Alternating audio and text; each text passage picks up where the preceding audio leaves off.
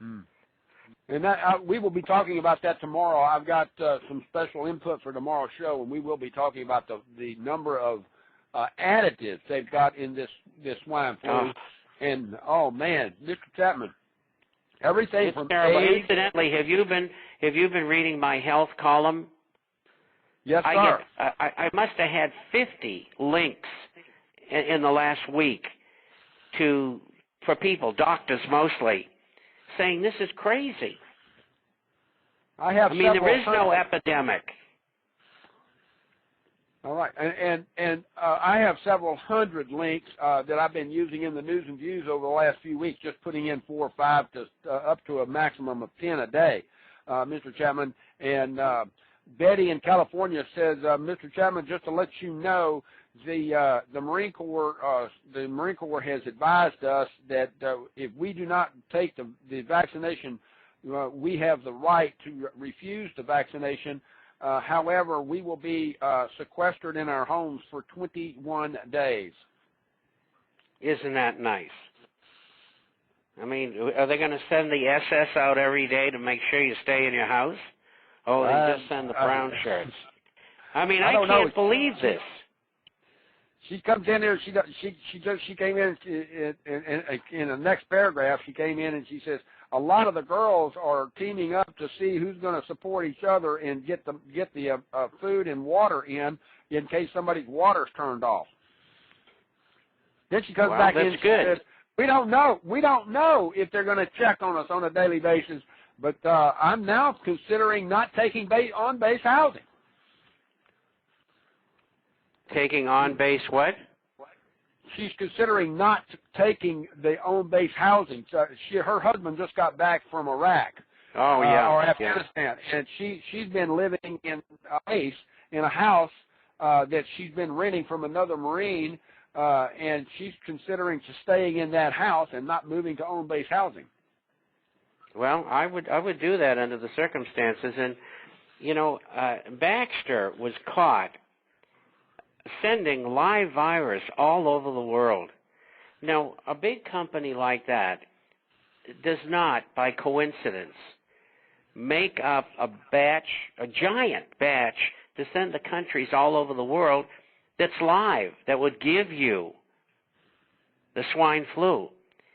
And, WTO, WHO, and the rest of them, nobody says anything until a woman journalist in Austria filed a lawsuit against the World Health Organization and others saying, they could have killed everybody. This is all about getting rid of population. The swine flu, on a scale of 10, is probably a 3 or a 4 as far as flus go. It is not a virulent killer. And, of course, it was made up at Fort Detrick. And all of you people out there listening know where Fort Detrick is and what they do there. And the whole thing is madness. And when I see this guy Emmanuel talking about doing away with old people and people chronically ill and people who don't have high IQs, I mean, these people are nuts.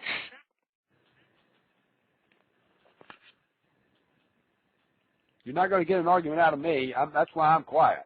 I'm not going to say a word about it. I've got another question here. Mr. Chapman, is there going to be a currency change, and is there going to be a merger of the Mexican and with Mexico, the United States, and Canada into one currency, i.e. Amero?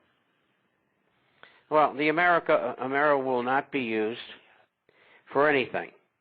The North American Union has been stopped dead in its tracks, and it doesn't mean that they're not going to keep on trying, because they're going through harmonization now with labels and regulations and stuff like that, secretly behind the scenes. Not so secret in the fact that the Council on Foreign Relations magazine, which is called Foreign Affairs, talks about it. And they're the ones that laid out the plans, incidentally, for this merger. And I don't think it will happen at least for 3 years or more. And I don't think there's going to be any Amero, and I hear about the Amero being printed up by the government. That is untrue. It's been printed up privately. and that's something that Hal Turner got a hold of, and maybe he didn't know any better. I don't know. What was the first part of the question? Let's see here. Is there going to be a currency change? Yeah.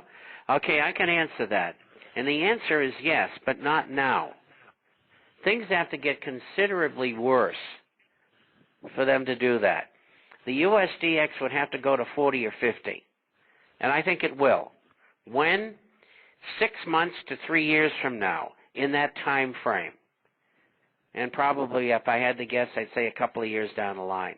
And what they'll do is they'll have another meeting like they had the Smithsonian meeting in early 1970s, and in the 1985 they had the Plaza Accord in Paris at the Plaza Hotel, which I never cared for, incidentally, and neither the Ritz either. Anyway, that's what they're going to do, and they're going to revalue and devalue all currencies against one another. And what I expect is that they will issue a new dollar, not another currency.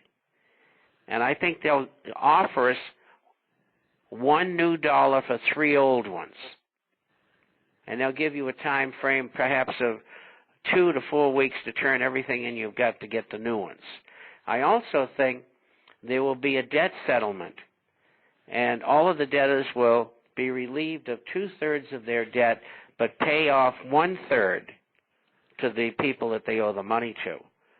And that's the way I think it's going to go. And I tell you, I've been dead on this stuff. But it is coming, but it's not going to come now.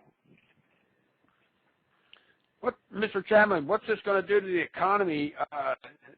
The debt, it doesn't make sense.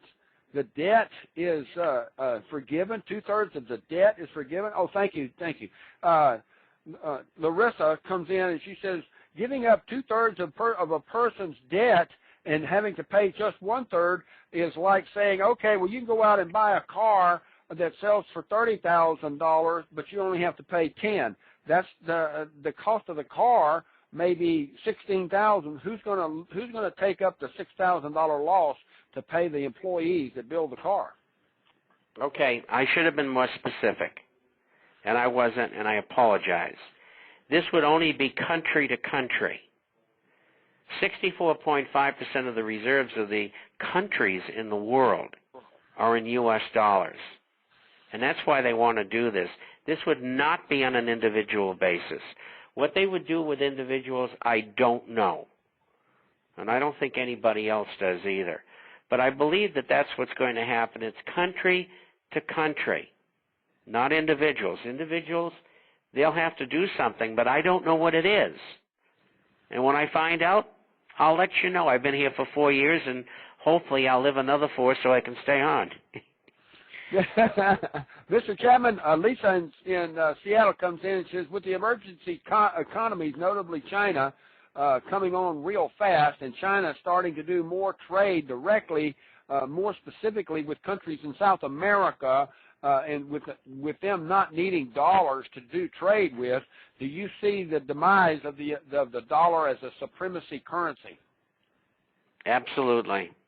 It's a world reserve currency and has been since 1948 as a result of the meeting at Bretton Woods in New Hampshire, and it's going to no longer be the world currency. Now, what I think will replace it as an interim currency, it won't be a currency, it'll be a unit. And I think they'll take the top 20 countries economically of the world and they'll use their currencies together. And, of course, the value of that unit, which is the 10, 20 currencies within it, will change every second, 24 hours a day all over the world. But it'll be used mainly for trade, and that'll be its major function. And quite frankly, I think it'll work.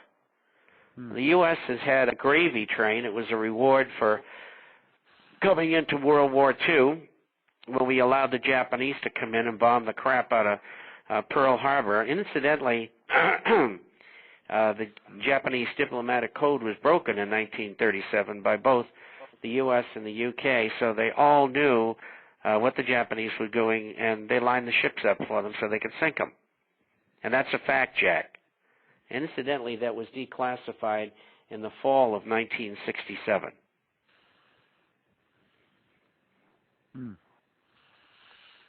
Scary. They do it all the time.